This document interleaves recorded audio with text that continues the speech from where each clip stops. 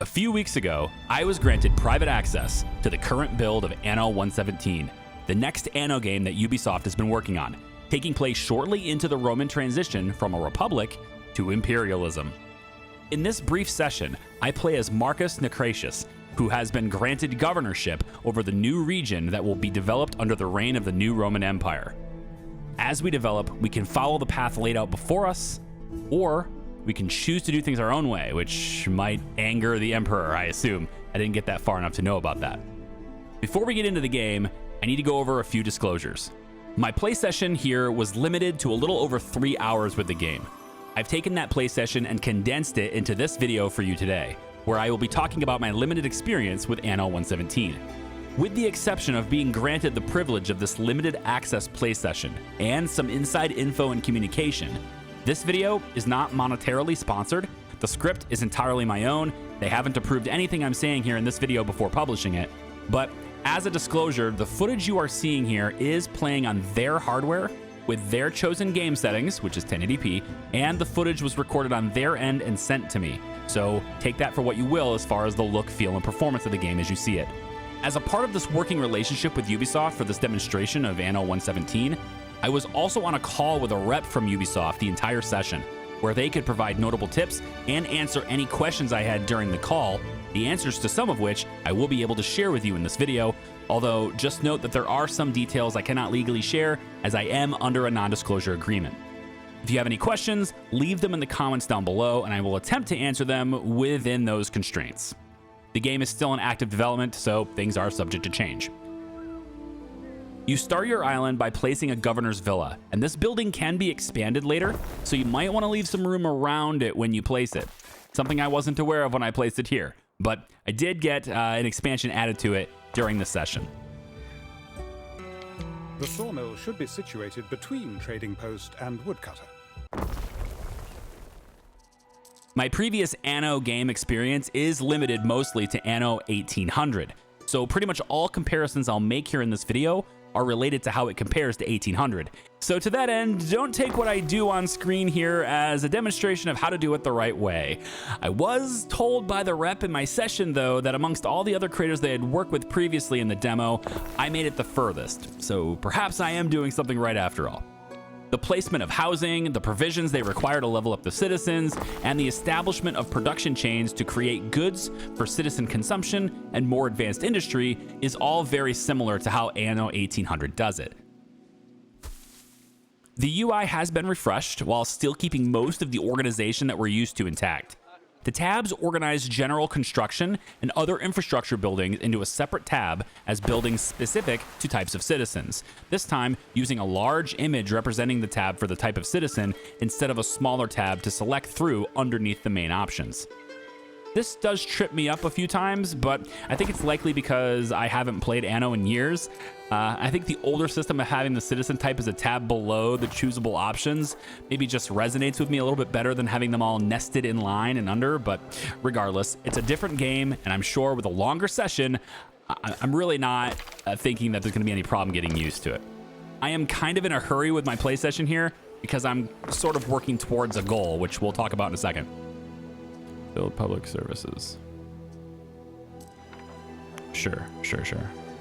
Yeah, with my limited 3 hours, I'm just like, I ain't looking through menus, I'm just asking. In order to meet people's needs. Is that in the range? Ooh, just out of range, isn't it? It's okay. It's okay. We'll have another one over here. Clicking and dragging still places multiple structures. Buildings still have ranges of effect, like warehouses being only useful in a certain range. And of course, storage is still island-wide and island-specific, meaning if you place something in one warehouse, it is accessible by all warehouses on the whole island instantly.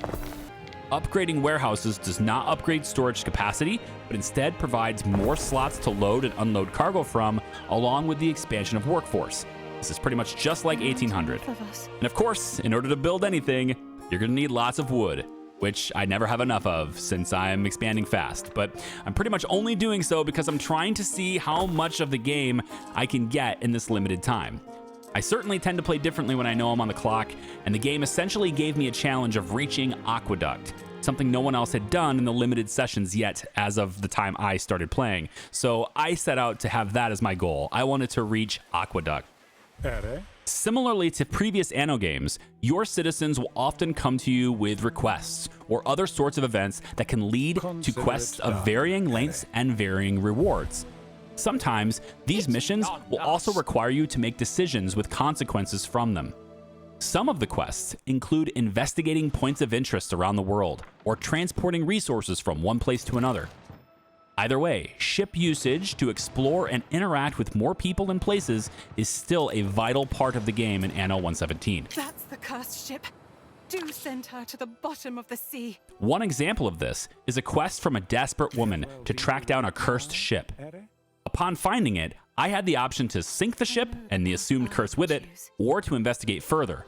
Of course, I had to investigate, and that revealed that a ragtag group of men were on the boat making tons of noise in a sort of celebration, and some local boys from the island were currently bound, being held captive. They recognized who I was and offered to trade their hostages for some weapons from my supplies. If I wanted to free the boys, that would have been one way of doing it. Alternatively, I could come back with a small army of my own and put force to this situation instead of giving in to terror. The effectiveness of my choice will entirely depend on how equipped I am to deal with the situation. As I do not have any army on the island and hadn't up to this point invested in any military knowledge, it would be very unlikely I'd have any amount of force capable of getting a favorable result. I opted in this case to accept their demands, at least verbally, and then I could come back later if I want to with a bit of an army to surprise them. Either way, I think sinking the boat outright in the beginning wasn't the better option. As I advanced through the game a bit more and the basic needs were well met, it became time to progress to a higher level civilization, and that means upgrading homes and citizens that dwell within them. In Anno, different jobs are worked by different classes of citizens, and you unlock the ability to produce goods depending on the availability of the citizens in the required class being ready and able to work. Opening up a panel for a home reveals their needs, with progress bars displayed for each of them. These bars show you how much of a good the house has been able to get, and if they are over 100%, the bar shifts from green to white, indicating that there's an overage of that good. This is great because it gives you an easy visual proving that you have capacity to handle even more consumers for that good, and an idea at a glance at how much more that they can handle. There's also a very useful statistics screen that breaks down production in a few ways, and particularly useful is the simplistic way of showing surplus and deficit for the demanded materials and products. Anything showing a negative number is something that we probably need to increase production on. Clicking the upgrade tool, we can see loads of homes are ready for this upgrade. So I can do that in bulk like this. Again, all very similar to how previous Anno games such as 1800 did it. I never understood that. You guys have more space. It's like you have more space, so they're higher class citizens, but wouldn't the higher class citizen demand more space per capita? I feel like it should, but okay. We're happier with less space, I get it. It's fine. Even if I only buys a carrot at the moment. Yeah, I definitely want to upgrade everybody here. All right, what do I need for you guys? Household, no supply. I need these.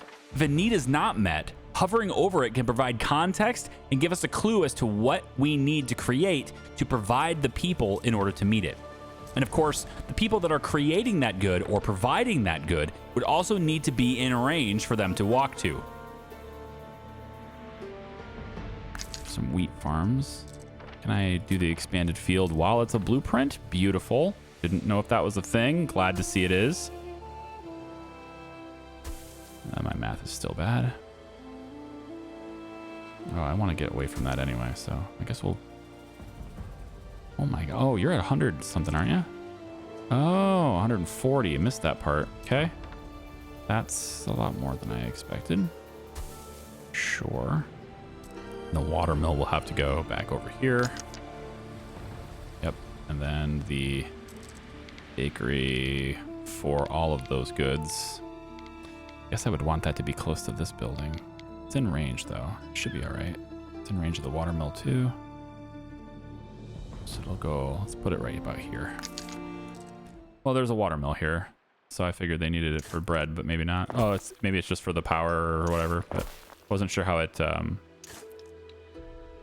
pre-electricity, so they use the rotation of the water to generate power for it. And I wasn't sure if that has like an automatic, oh, you have a water mill clear across the island, so therefore you have power. So we're using mechanical power instead of electricity, right? Yeah. And after my first fire in the city, I began to invest more heavily in fire mitigation with vigiles, which are basically firefighters in ancient Rome. Yeah, so we were just talking earlier about the fires. I assume they'll spread to neighboring buildings. And I'm going to also assume that the fire department does not immediately respond when I build them, but it's worth a shot, I suppose. Nope. Yep, this is the right one. Yep. Well, fire department. Hey, look, you guys are located immediately right next to the fire. Look, how did that happen? Crazy. It's just, there's a fire department there all of a sudden. Everyone's a fireman now. Go to work putting out the fire, please. If that is at all possible to do immediately. It would be if I was unpaused.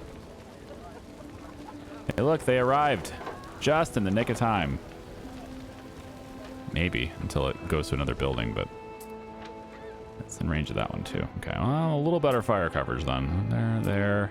It looks like I'm gonna need one more. Pop one right in here. While I was led to believe that health wasn't gonna be any issue in my short time in the game, Medici health buildings are a thing too, as well as a police variant of the Vigiles to help in taming unruly behavior and riots, improving the safety of my islands. All right, budget's balanced. Liberty workforce, I need more of you people. I need more people. That's how it goes. More people, then more product, then more people, then more product. Getting more advanced requires knowledge, and for that, we need the Grammaticus. And let there be Grammaticus. Research to progress. Research any specific discovery and reap the benefit. Our first knowledge building, which is effectively a library for study. That's just an open thing. It must never rain here. If it rains during school, that's it. School, you get a rain day. I want to change how this is designed just a tad here. We are gonna go. I'm gonna get rid of that road. Sanctuary. That's what I want. We'll look at the tech tree in a little bit, but first, religion. Religious belief in your city was shaped to your advantage. As we are ancient Romans, we also need tribute for the gods, and as such, worship requires a proper sanctuary. This isn't just for happiness, though. It provides genuine benefits for our islands. To gain access to such benefits, we must choose a patron for the sanctuary, granting access to the religion menu, opening us up to what Mars, Ceres, and Neptune have in store for us. Over time, our citizens will show devotion to the gods we choose here, and as our population grows, more devotion will flow in. If we gain enough devotion, we'll be granted dominant effects from that patron. Regardless, though, the patron of your choice does start granting benefits right away. Simply divine choice. Your people will delight in lighting their lamps for. Whether it's the increased production on specific trade goods and cheaper soldiers from Mars, or Ceres offering plentiful harvests, boosting the growth of our cities, or Neptune aiding the construction of our ships, harvesting from the sea, and production of some valuable trade goods. Of all of my foods and stuff. That's great. Yeah, that's what I want. Okay, and then I can have more people. As I was trying to expand quickly, Ceres made the most sense for my session here, as she will let me have more pops and make both housing and food production more efficient. Next, let's talk about research with that Grammaticus. There are many discoveries one can research. Economic, civic, military. Choose wisely. There are 3 branches of study to choose from: economic, civic, and military. To research, we just select which tech on the tree we want, and I'll begin researching. The more knowledge we have, the faster it will happen. Economic selections impact productivity, allowing you to positively influence the gross domestic product of your islands. This means producing more goods, moving them faster, and in some cases, even allowing the production of resources that you do not have availability or fertility for. Civic choices impact the well-being and social fabric of your islands, including the effectiveness and influence of buildings that facilitate needs, safety, and happiness of your citizens, as well as the prestige of the lands under your domain. And of course, military choices are all about advancing yourself in the matters of war, which I didn't really have any experience with during my short play session, so unfortunately I can't really talk about how all that works for now, but if you want to see a full playthrough of Anno 117, leave a comment down below, and I guarantee we'll get into military. I love that you can queue them all up. Real quick, upgrades. All of you. You are upgraded. Now go eat bread. You the one from the coins and the statues? I am the ones from the coins, yes. Can I help you? Yes. Okay, what can I do for you? Complete delivery, sure. So I tell it to go here. Gotcha. You know, I've been ignoring the ship, entirely ignoring the ship. This mini map here, I've just not even cared about it the whole time. Mistakes were made. It's fine. I guess I'm not gonna get my aqueduct after all. Traveling out to sea, I was bound to reveal rival governors or potential allies and trade partners. They will usually make themselves known when we first encounter any of their islands or ships. Ah, I did not think they would find me in among the weeds of my garden.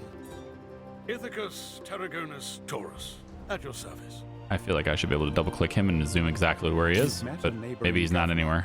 Part of being a good governor is learning how to deal with rivals. Yeah, I should be able to. I feel like double clicking him should take me directly here.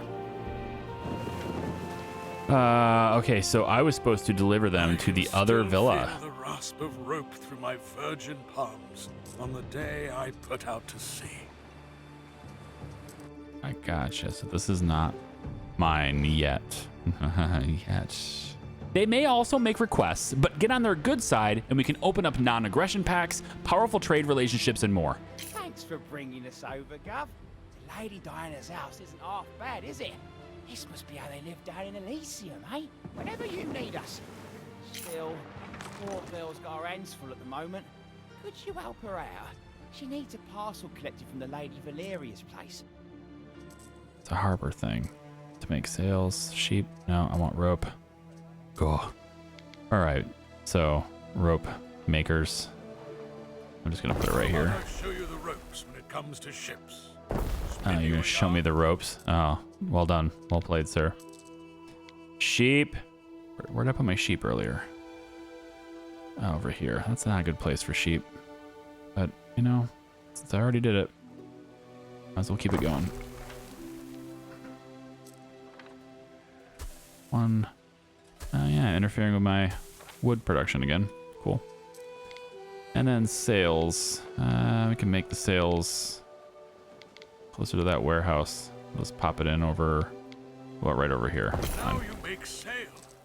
May Aeolus bag of winds help and not hinder. And there's my shipyard. A first paddle into this great wide world. Eventually, my shipyard is done building, and the construction of new ships was made possible. Configuration. All right, ship archers. Yes, that's what I want. Ship rows. Oh. Okay. You can have both. Probably costs more to make it. It sure does. We can afford it. Trade ships in particular interested me, since my island doesn't have fertility for some of the raw resources that I need in order to get my citizens to tier 3, which is required in order to unlock the aqueduct I'm targeting. Greetings, lady from far away. I hope I am dressed adequately. Imagine the possibilities. In other words, the game is going to make me branch out and make connections with new people and new lands in order to proceed. Let us start well together. I myself have few needs. Come to me for anything. Earlier, I met Tarragon on the island of Ithacus, which has fertility for both olives and resin, two things that I would really like to have in order to progress. Unfortunately, Tarragon appears to be another one of those governors that are competing under the Empire that doesn't really like me as much as I need him to, and he's not really willing to work with me or trade with me, at least not yet. Regardless, I did also meet others in the area with their own islands, and some of them were willing to trade with me right away. So I began to make trade ships. Where am I at here? So 364 surplus. Working on that debt. Got my trade boat. Let's take our trade boat over to our buddy, our really friendly buddy. Sandals it is. We're gonna fix it. All right, I have a huge need for sandals. We're gonna specialize in sandals. I decided to establish myself as a producer of sandals, a tier 2 citizen luxury that my own citizens were already using, but one which I thought I could support increasing production for easily. So to specialize in sandals, let's head over here. So I need a lot more tanneries, I need a lot more pigs, I need a lot more, all the things I can make. Salt. Pigs first. Let's get away from the charcoal place. We're gonna go piggy. My population will love working with pigs all day, every day to fund their lifestyle. Oh, I can't put one on the other side because that's okay. Another one. 1, 2, 3, 4, 5. Okay. Salt ponds. Come over here. We're extracting salt from this side now. It doesn't seem very efficient in placement. Yeah. More salt. I can afford this, right? I think we can afford this. Tanneries. Yeah, it's fine. And extra warehouse. Just because. One of my new trade friends also had interest in importing sandals, but didn't have anything of value I wanted in return. Another island, though, has the amphory that I need to supply my citizens to help them level up. Cargo volume-wise, if I would create enough sandals, I would be able to provide a ship to sell sandals to one, then swing by and use that money to buy the shipload of amphory that I needed and bring it back to me, and even pocket a little bit of surplus coin in the exchange without having too much deadhead time for the boat. This is the option I chose to take. It took me far longer than I'd like to admit, but I did finally find a vacant island shortly after establishing this production ramp and trade route. Island resources are shown wrapping around the minimap at the bottom left of the screen, and the island does have one resource I could use immediately with some variation that could be useful later on too. But it's a steep money cost to settle the island, as well as an additional land tax to the Emperor. Right here we go. Perhaps settling this will... Whenever you need us. Hey, can I click it? Oh, it's money! Of course it's money. In order to do this, I would have to go into debt big time. I'm operating at a surplus, and I haven't really needed any loans the entire game thus far, having done fairly well with controlling my budget to this point, so I was hesitant to go into that much debt at this time. Initially avoiding the settlement of that island, I managed things at home for a little while to make sure of the balance, while also taking a quick look at religion. As our population has risen, so too has our devotion. We are now earning increased rewards for this, such as a 20% increase in production, and we have enough now that our residences are all providing additional population than they were before.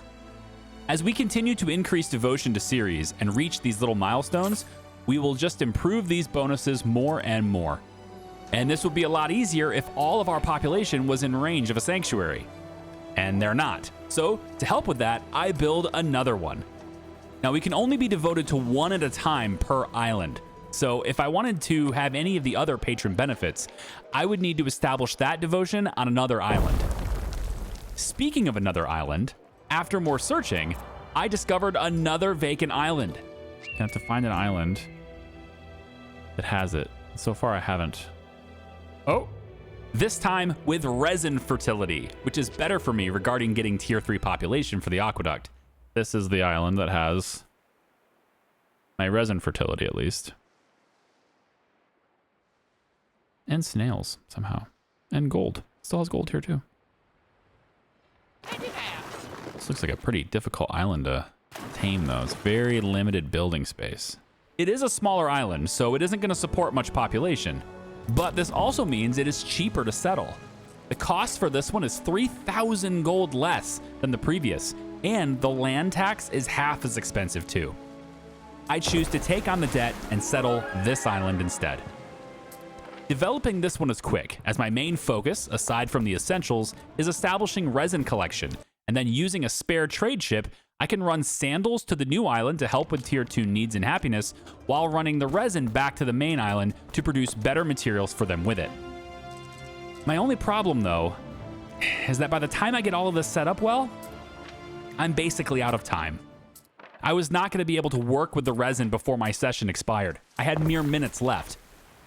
Luckily, though, I had imported enough of the amphory that tier 3 citizens were possible on a few buildings, and that is all I needed. Oh yeah. Oh yeah. Oh yeah. That's all I can do. I can do these ones too. Yeah, there we go. Seeds for noble deeds. They quite introduce In the themselves. Emperor's eyes, you shine like a beacon, an example to all other governors. Aqueduct. I need 9 more concrete, and then I can make at least the source. But I can make the building in 5. Does it count if I just make the building? I feel like that counts. Comes off the dock. It's so close. I'm not going to request an extension. I think I'm satisfied. It's fine. Oh, that's cool. Oh, I love the art there. It's like the whole drawing thing with it being a blueprint is super cool. And then it goes over top of buildings? Can you just go through the whole thing? I mean, this is... I don't think I can go through there, but still. If I start it here, I don't think it can go over the road like that, can it? But I would theoretically be able to remove that road and then just have this aqueduct going through the whole city. That would look so cool. Oh, man. At least being able to show the blueprint on video is enough for me.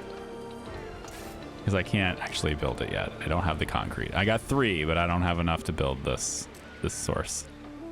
So close to building that aqueduct. It was there. It was right there. I was right there! If I'd been given just 10 more minutes, maybe, with the game, I likely would have had some of that sucker built in without it being a blueprint waiting for resources. But alas, my time was up. Fair is fair. Perhaps I'll have a chance to build that and more later when Anno 117 comes out later this year. I don't actually have the release date other than what is public online. Links are in the description. Now, there's about a 6-ish minute video about the game created by Ubisoft that I'll end this video with now. So hopefully you guys can enjoy that too. I thank you so much for watching this video on my preview of the upcoming Anno 117. What do you guys think of it? Does it look like a worthy next chapter to the Anno series? Let me have those thoughts in the comments down below. Thank you again. We'll see you later. Bye. Ah, so you wish to be a Roman governor? Congratulations. The Emperor himself has deemed you worthy to take charge of these lands. Once struck by disaster, they're now ready for new leadership. Your leadership. Your story begins here, on a humble island with azure shores. Latium. Whether you dream of a bustling trade empire or a conquest-driven dominion, no 2 cities will ever be the same, as every choice you make shapes your city in your image.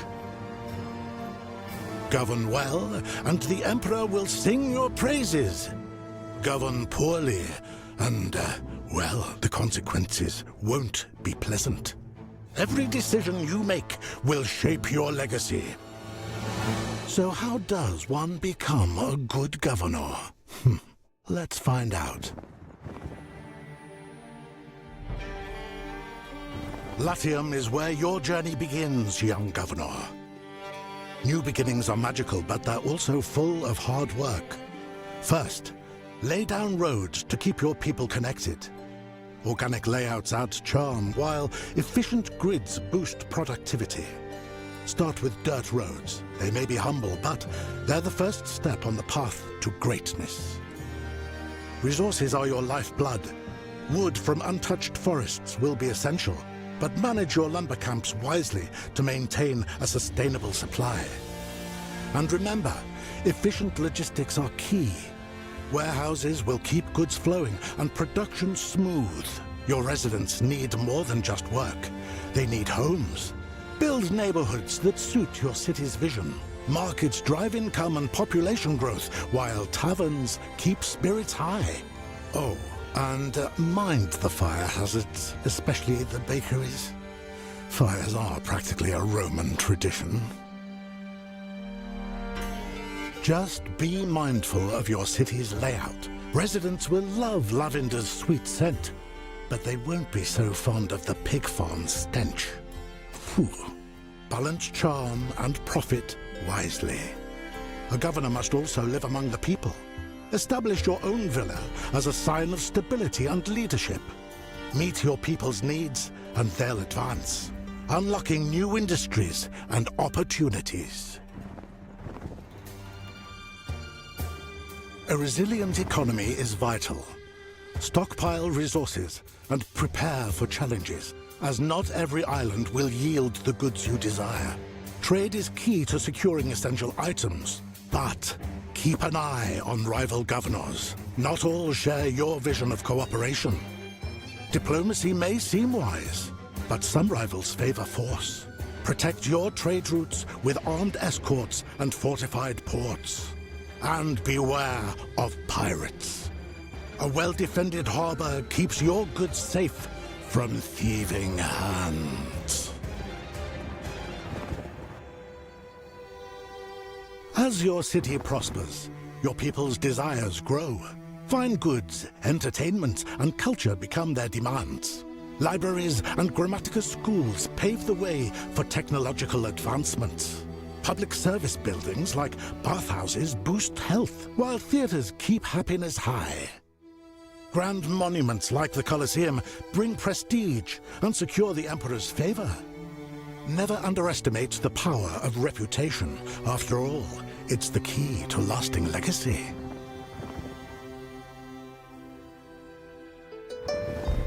Faith unites your people and strengthens your leadership. Each island may dedicate itself to a single deity, but shrines for other gods are welcome.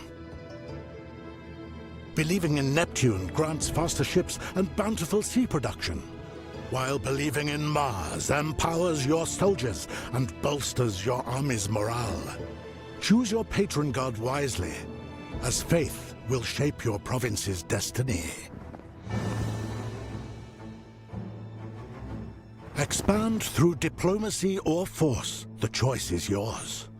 Trade and alliances can build a sprawling network, but conquest secures your rule. Aqueducts fuel growth, while fortresses guard your borders. Prepare your military to defend your ambitions. Whether close combat or long-range firepower, your strategy will determine your legacy. Your rule may extend to lands beyond the Empire, like Albion, where Celts resist Roman influence. Trust me, Governor, it's a wild place. Will you protect Celtic traditions or remain loyal to Roman ambition?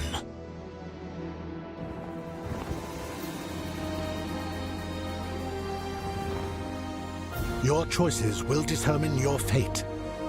A prosperous metropolis or a city in bankruptcy. Forge your legacy and become the governor you were meant to be. Begin your journey. Wishlist now.